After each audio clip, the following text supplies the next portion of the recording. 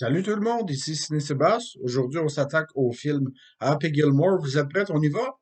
C'est parti!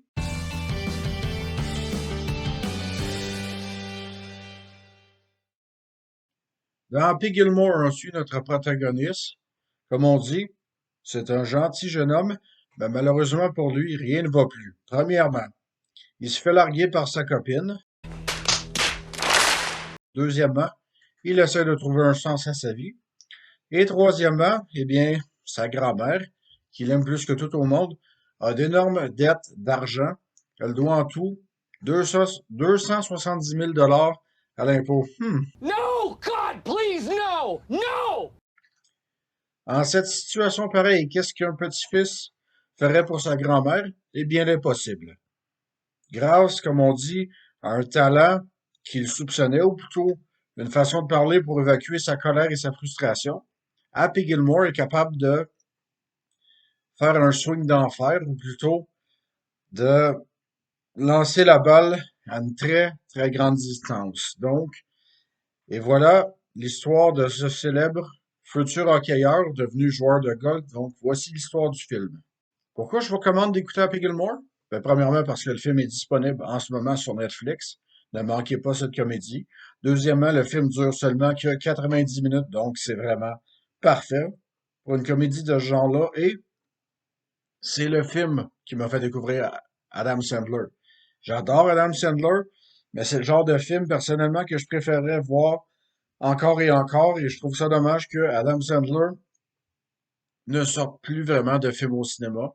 Et c'est, comme on dit, dans ses débuts, euh, il n'y avait pas vraiment le pseudo-humour de flatulence qu'on retrouve d'habitude dans ses films, donc c'est une bonne chose en soi.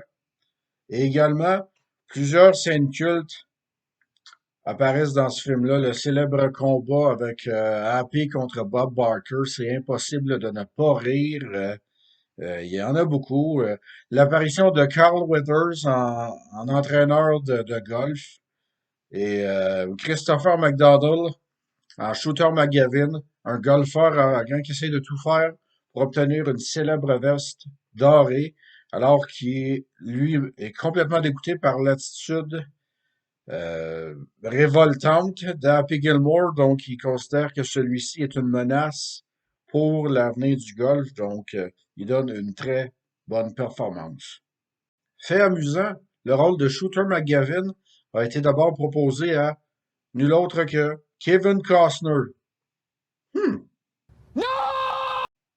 oui, Kevin Costner lui-même aurait été approché pour jouer le rôle de Shooter McGavin.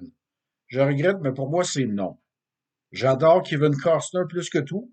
Il était excellent dans le film Fields of Dream, sauf que sa place n'est pas dans une comédie aux côtés d'Adam Sandler, donc il a bien fait de refuser ce rôle-là.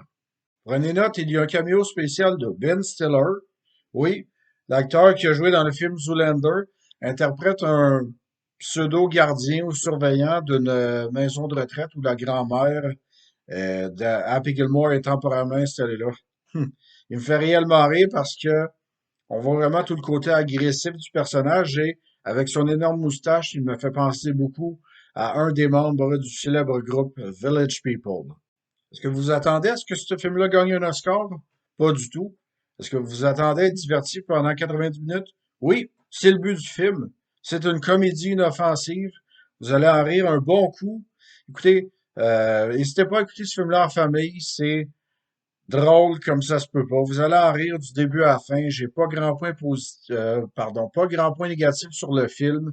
Et ça fait du bien d'avoir ce genre de comédie-là. Donc, c'est une bonne chose en soi. J'aimerais savoir, vous, cher public, quelle est votre comédie d'Adam Sandler préférée? Si vous avez apprécié la vidéo, n'hésitez pas à mettre un pouce en l'air, partager, commenter celle-ci et de vous abonner à la page Les films, c'est sérieux. Cette critique-là est pour mon frère Marc-André. Je te souhaite une bonne fête, mon cher.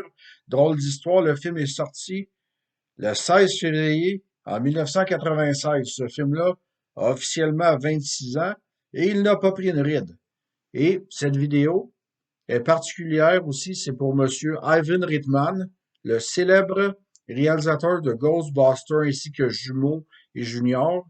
nous a quittés récemment. Donc, Monsieur Reitman, merci pour toutes les merveilleuses comédies que vous nous avez offertes dans les années 80-90. Peut-être que vous êtes parti, mais on n'oubliera jamais vos films. Donc, sur ce, je vous souhaite un bon moment de cinéma avec Happy Gilmore et on se voit une prochaine fois. Donc, bonne fin de journée à tous. Bye bye!